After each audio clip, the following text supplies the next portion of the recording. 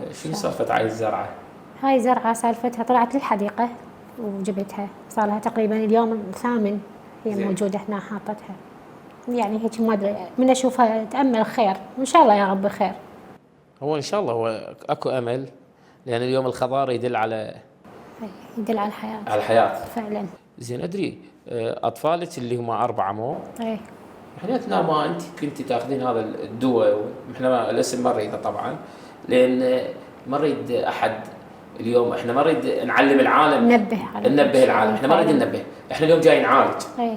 احنا اليوم نريد نرافق المتعاطين اللي نقول لهم روحوا للمصحه.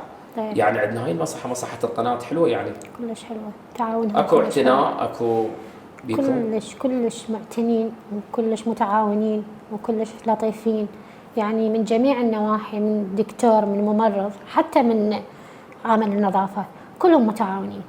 يعني أني صراحة أنصح كل بنية بعمري أو كل شاب، كل الفئات العمرية. رايدك تنصحين البنات خاصه، لان اليوم بدنا نشوف احنا البنات مدى يجن يخافن.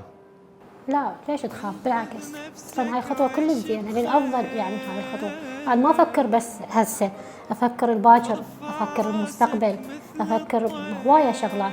مرات اقول انا بيني وبين نفسي، اقول انا دا ادي نفسي، ما دا ادي احد ولا دا اسوي شيء، بالعكس دا ادي اطفالي، دا ادي اهلي، دا ادي صحتي.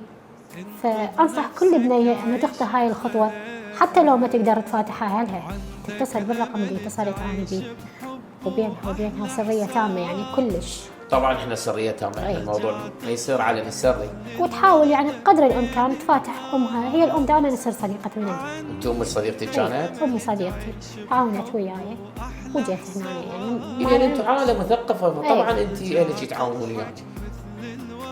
بس بالبداية شوية يعني